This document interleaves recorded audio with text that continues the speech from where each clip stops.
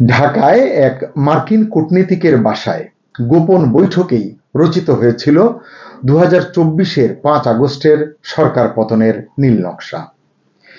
এমন একটি দুটি নয়, ধারাবাহিকভাবে অনেক বৈঠকের কথাই জানাচ্ছে নর্থ ইস্ট নিউজ তাদের অনুসন্ধানী প্রতিবেদনে। এছাড়া সরকার পতনের ওই নীল নকশায় বাংলাদেশ সেনাবাহিনীর কোন কোন সেনা কর্মকর্তা নিজেদের জড়িয়েছিলেন তাও খোলাসা করা হয়েছে এই প্রতিবেদনে। আরো অনেক চমকপ্রদ তথ্য জানতে থাকুন শেষ পর্যন্ত। আসসালামু আলাইকুম, স্বাগত লিস্ট নিউজে। সম্মানিত দর্শক, যে মার্কিন কূটনীতিকের কথা বলা হচ্ছে তার ঢাকার বাসভবনে শাসন পরিবর্তন পরিকল্পনার মানে বাংলাদেশের যে গোপন বৈঠকগুলো হয়েছে সেখানে অংশগ্রহণকারী বলা হচ্ছে যে যারা অংশগ্রহণ করেছেন সেই বাংলাদেশিদের অনেকেই মোহাম্মদ ইউনূসের অন্তর্বর্তী সরকারে উপদেষ্টা হিসেবে নিয়োগ পেয়েছিলেন। তারা এই প্রতিবেদনের নাম বলেনি, তাই আমরাও নাম বলছি না। তো ঘটনাটি কিভাবে তারা উপস্থাপন করেছে, কিভাবে সামনে এলো? তৎকালীন প্রধানমন্ত্রী শেখ হাসিনার সরকার মার্কিন নেতৃত্বাধীন কোয়াডে অংশ নিতে অস্বীকৃতি জানিয়েছেন, এটি আমরা সকলেই জানি। এতে ক্ষুব্ধ হয়েছেন মার্কিন স্টেট ডিপার্টমেন্টের মধ্য ও দক্ষিণ এশিয়া বিষয়ক সহকারী সচিব ডোনাল্ড লু। এটা 2023 সালের কথা। এরপর থেকেই আমরা দেখেছি তিনি ডোনাল্ড লু ঘন ঘন ঢাকা সফর করেছেন। আমরা অনেকেই রাজনৈতিক কারণগুলো তখনই অনুসন্ধান করবার চেষ্টা করেছি, এখন যতটা স্পষ্ট হচ্ছে তখন সেটি বোঝা যায়নি। তিনি কলম্বো, দিল্লি এবং নেপাল নানান তার যে এন্টোরেজে এটি অ্যাড করে এক পর্যায়ে তিনি ঢাকা আসতেন, কিন্তু মূল ফোকাস ছিল ঢাকা। এই প্রতিবেদনে বলা হয়েছে 2023 সালে নেপালে বাংলাদেশি মালিকানাধীন এক রিসোর্টে বাংলাদেশি মালিকের এক রিসোর্টে এবং ঢাকায় মার্কিন কূটনীতিক হেলেন লাফেভের বাসভবনে একাধিক বৈঠক অনুষ্ঠিত হয়, যেখানে শাসন পরিবর্তন বা সরকার পরিবর্তনে বেসামরিক সামরিক কৌশল উত্থাপন করা হয়েছিল। কনসেপ্টটা তারা সেখানে ডেভেলপ করেছিলেন। ডোনাল্ড লু এবং পিটার হাস এই নেটওয়ার্কের সাথে পরিকল্পনা সমন্বয় করেছিলেন। পিটার হাসকে আপনারা সকলেই চেনেন, এটি জানাচ্ছে নর্থ ইস্ট নিউজ। এসব বৈঠকে 111-এর সময় যে অসমাপ্ত থেকে যায় -2 ফর্মুলা, এটিকে আবার কার্যকর করবার জন্য এটির উপর ভিত্তি করে নতুন পরিকল্পনা তৈরি করা হয়, যার লক্ষ্য ছিল একটি নির্দলীয় দীর্ঘমেয়াদী সামরিক বেসামরিক সরকার প্রতিষ্ঠা করা, যেটি আমরা দেখলাম গত 18 মাস ছিল আমাদের এখানে।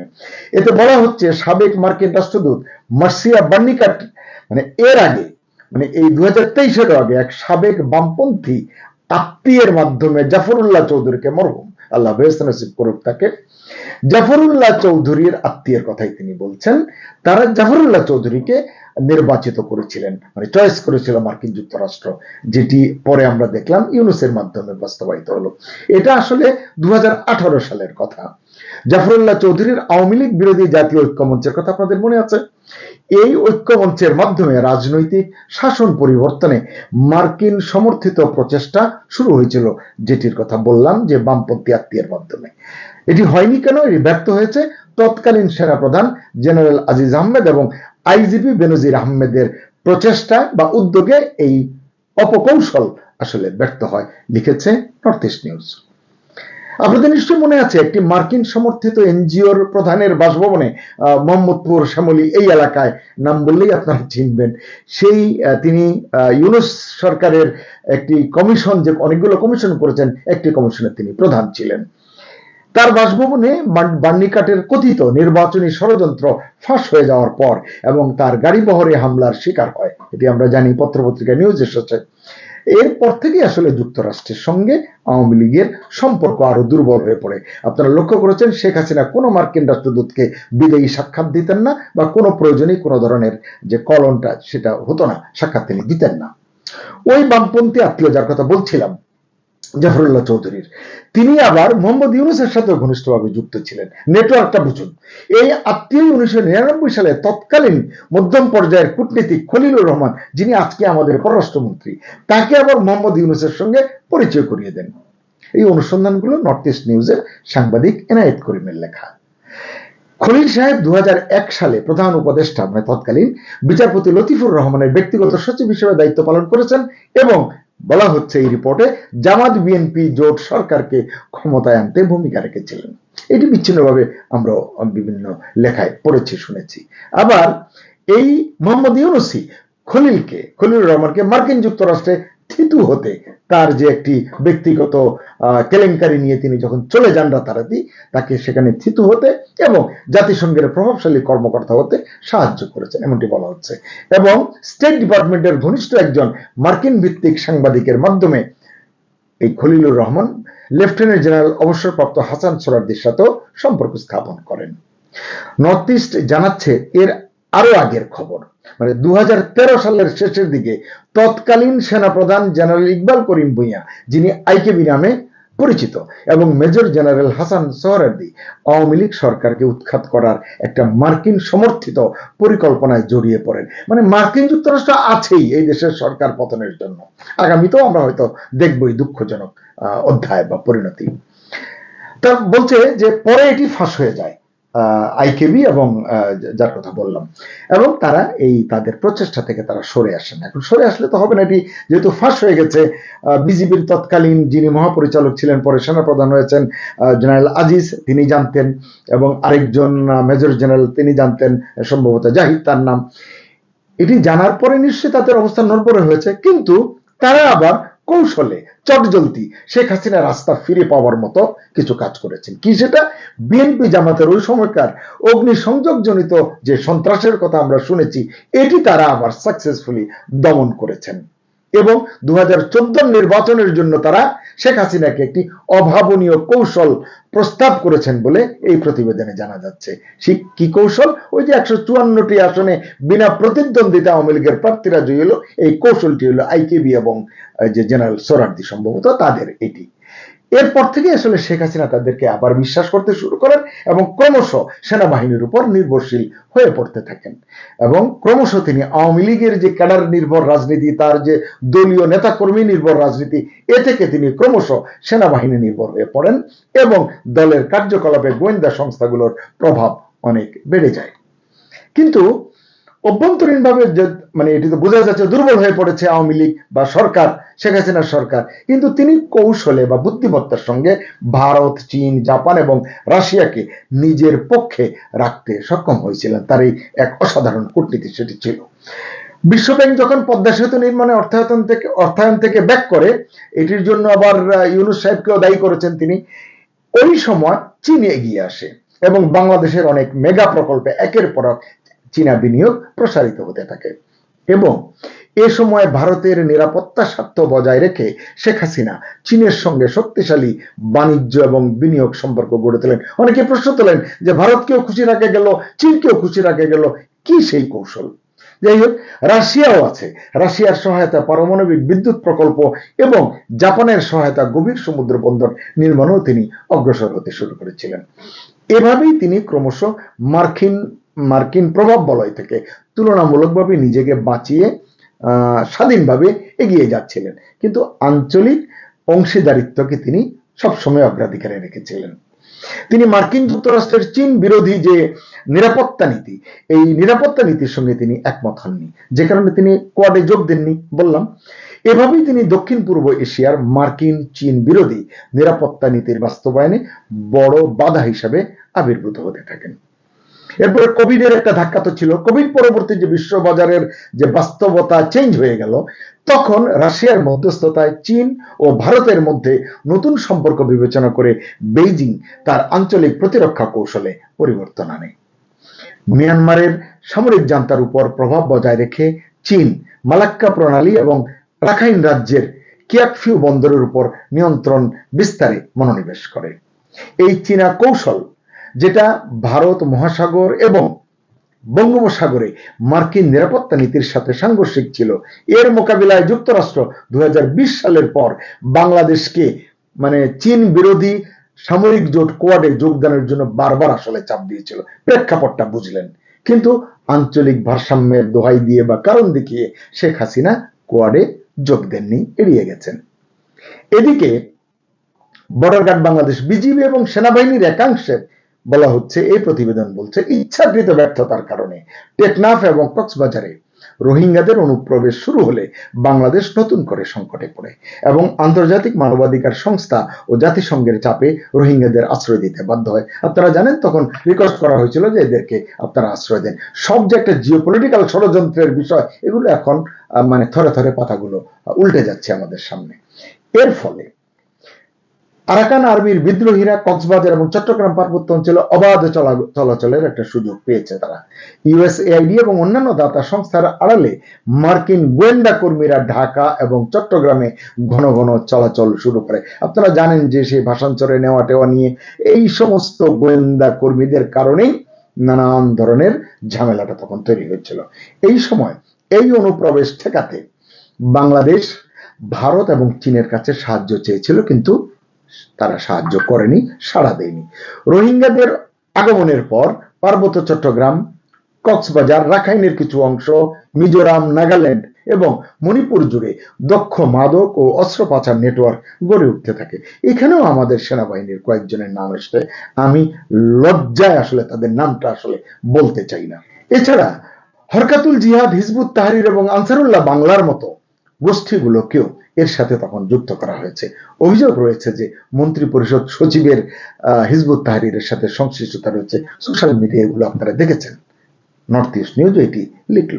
চীনের বিরুদ্ধে একটি স্বাধীন খ্রিস্টান ইহুদি রাষ্ট্র গঠনের কথিত মার্কিন পরিকল্পনা বাস্তবায়নের জন্য নর্থ ইস্ট নিউজ তাদের হাতে আসা নথি রেফারেন্সে, মানে যে নথি তারা পেয়েছে তার ভিত্তিতে তারা বলছে -2 ফর্মুলার কথা যেটা বলছিলাম, এর উপর ভিত্তি করে বাংলাদেশে একটি দীর্ঘমেয়াদী অনুগত ও নিরপেক্ষ সরকার প্রতিষ্ঠার পরিকল্পনা সম্পর্কে নিশ্চিত হয়েছে। আর ওই যে 2023 সালে একটি সমন্বিত বেসামরিক সামরিক শাসন পরিবর্তন পরিকল্পনা চূড়ান্ত হয়েছিল। আমরা তো 2024-এ দেখলাম সরকারের পতন, কিন্তু নর্থ ইস্ট নিউজ বলছে আসলে এটি 2023 সালে চূড়ান্ত করা হয়েছিল, কিন্তু কোনো কারণে সেটি পিছিয়ে গেছে। এ সময় ডোনাল্ড লুর নির্দেশনায় পিটার হাস গণমাধ্যম ব্যক্তিত্বদের মাধ্যমে জনমত গঠনের দায়িত্ব দেন কাকে? মার্কিন ভিত্তিক বিশ্ববিদ্যালয়ের শিক্ষক আলী রিয়াজকে। তাকে দেখেছেন আপনারা। তখন সরকার বিরোধী আখ্যান তৈরির জন্য সাংবাদিক, শিক্ষক, কর্মী, নানান ধরনের কর্মী, এলজিবিটি কর্মী, মানে হিজড়া এবং সাংস্কৃতিক ব্যক্তিত্বদের নিয়ে গঠিত নেটওয়ার্কগুলোকে সক্রিয় করা হয়েছিল। সব পেছনে ছিল ডিপ স্টেটের অর্থাৎ, সেটি অন্য ঘটনা, অন্য কাহিনী। নর্থ ইস্ট নিউজ বলছে আওয়ামী লীগ সরকারের অভ্যন্তরে কি ঘটছে তার উপর নজর রাখার জন্য সাংবাদিক নাইমুল ইসলাম খানকে শেখ হাসিনার প্রেস সচিব হিসেবে নিয়োগ দেওয়া হয়েছিল। গতকালকেই বলেছি কোন সেনা কর্মকর্তার সুপারিশে বা কাদের চাপে, কোন চক্রের চাপে নাইমুল ইসলাম খান প্রেস সচিব হয়েছিলেন। আর আজকে বলা হচ্ছে আওয়ামী লীগ সরকারের, হাসিনা সরকারের গোপন তথ্য নজর রাখবার জন্য ভেতর থেকে, মানে তাদের ইনফরমার হিসেবে, এটি তো বোঝা যাচ্ছে, এটি তাকে নিয়োগ দেওয়া হয়েছিল। তাহলে বুঝুন ষড়যন্ত্রটা কত গভীর এবং সুদূর প্রসারী ছিল। ঢাকা বিশ্ববিদ্যালয়ের সাংবাদিকতা বিভাগের একজন মার্কিন ভিত্তিক শিক্ষককে, যিনি আবার আলী রিয়াজের ছাত্র, বিশ্ববিদ্যালয়ের শিক্ষক নেটওয়ার্ক তৈরির দায়িত্ব দেওয়া হয়েছিল। এই নেটওয়ার্ক আপনারা দেখেছেন। তার সাথে আরেক জনপ্রিয় সাংবাদিক, বেশ কয়েকজন সামাজিক ব্যক্তিত্ব এবং শিক্ষাবিদ মার্কিন কূটনীতিকদের সাথে বৈঠক করার জন্য একাধিকবার নেপাল এবং শ্রীলঙ্কা সফর করেছেন। মার্কিন ভিত্তিক সাংবাদিক মুশফিক ফজল আনসারি স্টেট ডিপার্টমেন্টের সাথে যোগাযোগ রাখতেন। এটি আপনারা সবাই দেখেছেন যে প্রশ্নোত্তর পর্বে বেশ তৎপর ছিলেন। মুশফিক ফজলের মাধ্যমে আলী রিয়াজ আরেকজন মার্কিন ভিত্তিক সাংবাদিকের সাথে যোগাযোগ স্থাপন করেন। এদিকে বাংলাদেশে ড্রিকের শহীদুল আলম এবং রেহনুমা আহমেদ বামপন্থী রাজনৈতিক সংগঠনগুলোর সাথে যোগাযোগ বজায় রাখতেন এবং জামাতে ইসলামীর কর্মীদের সিপিবি ও বাসদে অন্তর্ভুক্ত করতে সহায়তা করতেন। মানে শুধুই যে আওয়ামী লীগের ভিতরেই লুঙ্গির তলায় ঢুকিয়ে দিয়েছে তা নয়, গুপ্ত যারা, তারেক রহমান যে বলেন গুপ্ত, সিপিবি এবং বাসদেও তারা এটি ঢুকিয়ে দিয়েছেন। জানি না সিপিবি বাসদ এখন সতর্ক হবে কিনা। এদিকে উবিনিগের ফরহাদ মজহার ডিজিএফআই এর দুর্বৃত্ত এজেন্টদের সাথে সমন্বয় করে জামাত ইসলামের গোপন ছাত্র কর্মীদের মধ্যে ফ্যাসিবাদ এবং রাষ্ট্র সংস্কারের মতো আকর্ষণীয় ধারণা এবং আওয়ামী লীগ বিরোধী যে আখ্যান, এটি ঢুকিয়ে দেওয়ার ভূমিকা নিয়েছিলেন। এছাড়া আদিলুর রহমান শুভ্রের অধিকার, যিনি উপদেষ্টা ছিলেন এবং সঞ্জিদা তুলির মায়ের ডাক আওয়ামী লীগের বিরুদ্ধে জোরপূর্বক অন্তর্ধান ও হত্যাকাণ্ডের অভিযোগ প্রচারের ভূমিকা পালন করেছে। তারা ব্যাপক কাজ করেছে, এটি আমরা দেখেছি। ইউনুস ও খলিল জাতিসংঘের মহাসচিব অ্যান্তনিও গুতেরেস এবং মানবাধিকার কমিশনের ভলকার তুর্কের সঙ্গে ঘনিষ্ঠভাবে যুক্ত। ভলকার তুর্কের ভূমিকা আমরা দেখেছি। কিন্তু জেনারেল ওয়াকারের আপত্তির কারণে এদের এই যে সম্মিলিত নেটওয়ার্ক থাকার পরেও জেনারেল ওয়াকারের কারণে রামুতে মানবিক করিডোর যেটা তারা চেয়েছিল এবং জাতিসংঘ শান্তিরক্ষা সেনানিবাস স্থাপন করতে পারেনি খলিল এবং ইউনুস, এই উদ্যোগ বাস্তবায়ন করতে পারেনি, নর্থ ইস্ট নিউজ বলছে। সেই খলিল সাহেব এখন পররাষ্ট্রমন্ত্রী। গত 7 এপ্রিল তিনি ভারত সফর করেছেন। নর্থ ইস্ট বলছে ভারত তার উত্তর পূর্বাঞ্চলীয় 7 সিস্টার্স রাজ্যগুলোতে বিদ্রোহ দমনের প্রয়োজনীয়তার কথা উল্লেখ করে সামরিক সহযোগিতাকে তার প্রধান এজেন্ডা হিসেবে জোর দিয়েছে আলোচনায়, যার জন্য বাংলাদেশের ভূখণ্ডে প্রবেশে তাদের প্রয়োজন হবে, এটি তারা বলেছে। বাংলাদেশ কি বলেছে এটি এখনো প্রকাশ্যে আসেনি। আচ্ছা, ভারতের মণিপুরে 150 বছরের পুরনো একটি ইহুদি সম্প্রদায় রয়েছে, যারা মূলত কুকি চিন মিজো এই নামে পরিচিত। রাখাইনের কুকি চীন বিদ্রোহীদের সাথে এদের আবার গভীর সংযোগ রয়েছে। মিজোরামের বিএনএলএ, বাংলাদেশের জনসংহতি সমিতির একটি অংশ এবং ইউপিডিএফ এর একটি অংশ মিলে এই বিচ্ছিন্নতাবাদী গোষ্ঠীগুলোর মধ্যে একটি নেটওয়ার্ক গড়ে তুলেছে। তারা আসামে উলফা এবং বাংলাদেশ সেনাবাহিনীর অভ্যন্তরের কিছু সুনির্দিষ্ট নেটওয়ার্ক থেকে সামরিক সহায়তা পায় এমন অভিযোগ করছে নর্থ ইস্ট নিউজ। এই নেটওয়ার্কটি মার্কিন গোয়েন্দা সংস্থা এবং পাকিস্তানের আইএসআই এর সাথেও আন্তর্জাতিক যোগাযোগ বজায় রাখছে বলে বলা হচ্ছে। শেখ হাসিনার শাসন আমলে দীর্ঘদিন ধরে বাংলাদেশে তাদের কার্যকলাপ সীমাবদ্ধ থাকলেও গত 1.5 বছর ধরে তারা বাংলাদেশের বিভিন্ন অঞ্চলে অবাধে সভা করেছে, মিছিল মিটিং করেছে, কালো পতাকা সাদা পতাকা উড়িয়েছে, আপনারা সবাই দেখেছেন। হাসিনা সরকারকে উৎখাত করার প্রচেষ্টায় উলফা এবং কুকি চীন বিদ্রোহীদের জড়িত থাকার ইঙ্গিতবাহী গোয়েন্দা প্রমাণ ভারত ও বাংলাদেশ উভয়ের কাছেই রয়েছে বলে জানাচ্ছে নর্থ ইস্ট নিউজ। কিন্তু এটি কেউ প্রকাশ করছে না, এটি তাদের কাজের কৌশল হতে পারে। প্রতিবেদনে আরো বলা হয়, তারেক রহমানের নেতৃত্বাধীন বিএনপি সরকার 2 মাস ধরে ক্ষমতায় থাকলেও চীনের সঙ্গে বাংলাদেশের সম্পর্ক গভীর করার ক্ষেত্রে কোনো দৃশ্যমান অগ্রগতি হয়নি। যদিও বিএনপি প্রতিনিধি দল বেইজিং সফর করেছে এবং আরো সফরের পরিকল্পনা রয়েছে। এদিকে বর্তমানে ইরান সম্পর্কিত উত্তেজনায় ব্যস্ত থাকা যুক্তরাষ্ট্র খুব শিগগিরই দক্ষিণ পূর্ব এশিয়ার দিকে মনোযোগ দেবে বলে জানাচ্ছে নর্থ ইস্ট নিউজ। এটি কূটনীতিকরাও বলছেন। এবং ওই যে তারা যে 2টি চুক্তির কথা বলেছে, প্রতিরক্ষা চুক্তি এসিএসএ এবং জিসোমিয়া, এই 2টি চুক্তির মতো চুক্তি স্বাক্ষরের জন্য বাংলাদেশের উপর চাপ সৃষ্টি করবে, এটি ধারণা করছে নর্থ ইস্ট নিউজের যিনি পর্যবেক্ষক, সাংবাদিক, লেখক এনায়েত কবির, তিনি লিখছেন। গত 13 এপ্রিল পররাষ্ট্র মন্ত্রণালয়ে পররাষ্ট্রমন্ত্রী খলিলুর রহমানের সঙ্গে প্রায় 2.5 ঘন্টা ব্যাপী বৈঠক করেছেন বর্তমানে ঢাকাস্থ মার্কিন রাষ্ট্রদূত ব্রেন্ট ক্রিস্টেনসেন। এবং বৈঠক থেকে বেরিয়ে তিনি সাংবাদিকদের শুভ নববর্ষের শুভেচ্ছা জানিয়েছেন এবং বলেছেন, আমি ইলিশ খেতে খুব ভালোবাসি। নর্থ ইস্ট বলছে যে এই ভালোবাসার পেছনে কি আছে বলা মুশকিল। তাদের ধারণা যুক্তরাষ্ট্র আবারও হয়তো ঘোলা জলে সক্রিয়ভাবে মাছ ধরবে কিনা, সেটাই এখন দেখার বিষয়, অপেক্ষার বিষয়। সুপ্রিয় দর্শক, শেষ করছি। সবার জন্য শুভকামনা। আল্লাহ হাফেজ।